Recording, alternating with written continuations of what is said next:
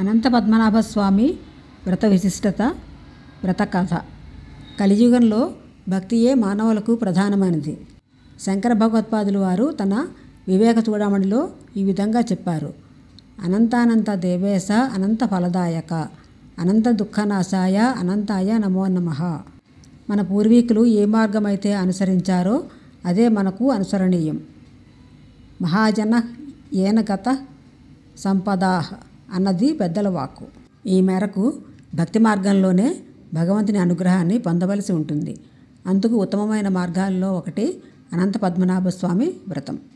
అనంత వ్రతం అస్యేకం అధావస్యమనుత్తమం సర్వపాపహరం నృణాం స్త్రీణాం చైవ యధిష్ఠరా అని వనవాసంలో ఉన్న పాండవులకు వారి కష్టాలు తీర్చడానికి ఈ వ్రతాన్నే ఉపదేశించాడు శ్రీకృష్ణుడు.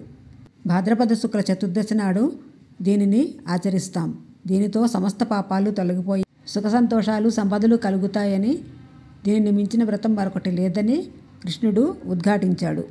తేనానంత వ్రతేన శబభోగో ధనసంకులం గృహాశ్రమం శ్రియాజుష్టం ధనధాన్య సమన్వితం తస్యానుష్ఠాన మాత్రేన సర్వపాపం వ్యపోహతి అన్నది ఆయన బోధన. ఈ వ్రతంతో జ్ఞానం, తద్వారా ముక్తి లభిస్తుందని శాస్త్రాలు చెబుతున్నాయి. సాధూనాం పాలనాయచ రాక్షస సంహారానికై, సత్పురుషుల రక్షణకై అనేక అవతారాలను పొంది సగుణ సాకార స్వరూపుడిగా తనను తాను ప్రకటించుకున్న వస్తుతః నిర్గుణాకార నిత్య శుద్ధ బుద్ధ ముక్త స్వభావమే అనంతుని తత్వం. సత్యం జ్ఞానం అనంతం బ్రహ్మ అన్నది తైత్తిరీయ ఉపనిషత్తు. శ్రీ శంకర భగవత్పాదులు వారు తత్త్రివిధం హి అనంత్యం దేశతః కాలతో వస్తుతశ్చేతి అన్నారు. అనంత శబ్దానికి దేశకాల వస్తు అభేదం సిద్ధించింది. ఈ దృష్ట్యా సచ్చిదానంద స్వరూపమే శ్రీ అనంత పద్మనాభుని తత్వంగాను అర్థం చేసుకోవాలి. శీలా కౌండిన్యుల కథ. ఈ అనంత వ్రతం చాలా సుప్రసిద్ధం. తెలంగాణ ప్రాంతంలో దీన్ని చాలామంది ప్రతి సంవత్సరం ఆచరిస్తారు. ధర్మరాజు కృష్ణుణ్ణి ఈ వ్రత విశేషాలు అడిగినప్పుడు శీలా కౌండిన్యుల కథ చెప్పాడు. దీక్షా సుమంతుడు అనే దంపతులకు జన్మించిన అమ్మాయి శీల. ఈమె పుట్టిన కొద్ది రోజులకే తల్లి అనారోగ్యంతో మరణించింది. సుమంతుడు దుశ్శీలను పునర్వివాహం చేసుకున్నాడు. ఈ సవతి తల్లిది కర్కశ బుద్ధి శీలను నానా రకాలుగా బాధించింది. శీల చక్కని నడవడికతో అందరిలోనూ మంచి పేరు తెచ్చుకుంది. శీలకు యుక్త వయసు రాగానే కౌండిన్యునికిచ్చి వివాహం చేశారు. కూతురును అల్లుడితో సాగనంపే వేళ కొంత ధనం ఇవ్వడానికి దుశ్శీల తిరస్కరించింది. దాంతో సుమంతుడు ఇంట్లోని పేలపిండిని మాత్రం ఇస్తాడు.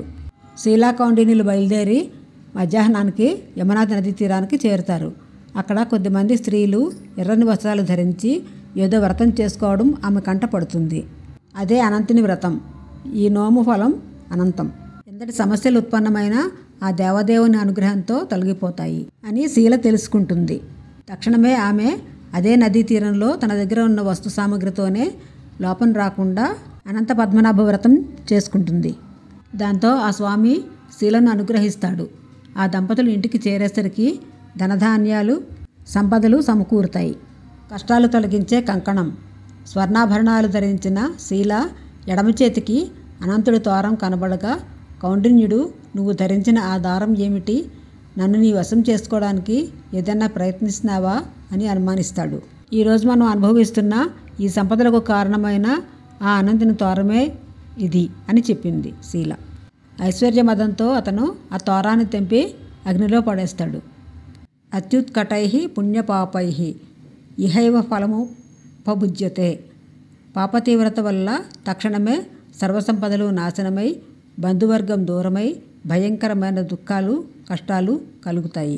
కష్టాలు వచ్చినప్పుడే మనిషి బుద్ధి సరైన మార్గంలోకి వస్తుంది. అప్పుడు పశ్చాత్తాపంతో కౌండిన్యుడు భార్య శీల ద్వారా అసలు సంగతిని గ్రహిస్తాడు. స్వామి దర్శనం తాను చేసిన పాపమే తన దుస్థితికి కారణమని తెలుసుకుంటాడు కౌండిన్యుడు. తపస్సు చేసి స్వామి అనుగ్రహం పొందాలని అడవికి బయలుదేరతాడు. ఆశ్చర్యం, ఒకచోట ఒక వృక్షం ఫలాలతో నిండి ఉన్న పక్షులు ఏవి దానిపై వాలడం లేదు. మరొక చోట పచ్చికపై గడ్డి మేయకుండా ఉన్న వృషభం, ఇంకొక చోట అటు ఇటు పరిగెడుతున్న ఆవు దూడలు, వేరొక చోట కలువలతో నిండి ఉన్న కొలనులు, అక్కడే ఒక ఏనుగు, మీరెవరైనా నా అనంతుని చూశారా, ఆయన గురించి మీకు తెలుసా అని అన్నింటినీ ప్రశ్నిస్తాడు. మాకు తెలియదనే చెప్తాయి అవన్నీ కూడా. నిరాశ నిస్పృహలతో అలసిన కౌండిన్యుడు ఒకచోట సమస్యలు పడిపోతాడు. కొద్దిసేపటికే మూర్ఛ నుండి తేరుకుని అనంత అనంత అని స్మరిస్తాడు. అప్పుడు ఆర్తత్రాణపరాయణుడు, శరణాగత రక్షకుడు అయిన ఆ అనంతుడు ఒక వృద్ధ బ్రాహ్మణుడి వేషంలో కౌండిన్యుడి వద్దకు వస్తాడు. అతని చెయ్యి పట్టుకుని ఒక పర్వత గుహలోకి తీసుకెళ్తాడు.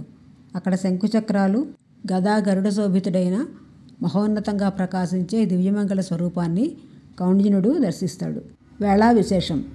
మన మహర్షులు మానవుని శ్రేయస్సును దృష్టిలో పెట్టుకొని కోరికలను నెరవేర్చే లక్ష్యంతో యజ్ఞయాగాది క్రతువులను, వారితో పాటు పలు దేవతా వ్రతాలను ఉపదేశించారు. వాటిలో అత్యంత ప్రసిద్ధం, ప్రధానం, శ్రేయోదాయకం అనంత పద్మనాభస్వామి వ్రతం. ఈ నోము విశేషాలు భవిష్యోత్తర పురాణంలో ఉన్నాయి. సాక్షాత్తు శ్రీకృష్ణ పరమాత్ముడే అనంత పద్మనాభ స్వామిగా భక్తుల హృదయాలలో శ్రీనివాసం ఏర్పరచుకున్నాడు. ఆత్మజ్ఞాన సిద్ధి. చదువు వచ్చిన ఆ జ్ఞానాన్ని ఎవరికీ పంచని బ్రాహ్మణుడు వృక్షంగా, విత్తనాలు హరించిన భూమియే ఆవుగా, ధనం గ్రహించి ధర్మం బోధించిన బ్రాహ్మణుడు ఎద్దుగా, మాటలతోనే ధర్మాధర్మాలను ప్రసంగించే అక్కచెల్లెళ్ళు కొలనులుగా, ఏనుగు మదముగా, వృద్ధ బ్రాహ్మణుడిని నన్నుగా భావించమని కౌండిన్య మహర్షికి ఉపదేశిస్తాడు అనంతుడు. ఈ గుహయే సంసారంగా భావించమని చెప్తాడు. సుఖ సంతోషాలతో జీవించడానికి అనువైన మార్గం బోధించమని కోరుతాడు కౌండిన్యుడు.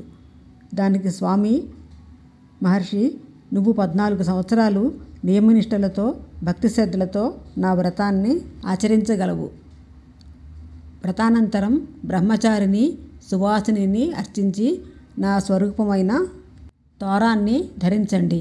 ఇలా 14 ఏళ్ళు ఈ వ్రతం చేస్తే ఈ లోకంలో సర్వసౌఖ్యాలను పొంది చివరగా అనిర్వచనీయమైన ఆనందాన్ని ఇచ్చే ఆత్మజ్ఞానాన్ని పొందగలవు అని బోధిస్తాడు. ఈ వ్రతాన్ని ఆచరించిన వాళ్లతో పాటు కథను విన్నవాళ్లకు విశేష పుణ్యఫలం సిద్ధిస్తుందని ఆ భగవానుడే పేర్కొన్నట్లు తెలుస్తోంది. ఈ వీడియో నచ్చినట్టయితే లైక్ చేయండి, సబ్స్క్రైబ్ చేయండి, షేర్ చేయండి, కామెంట్ చేయండి.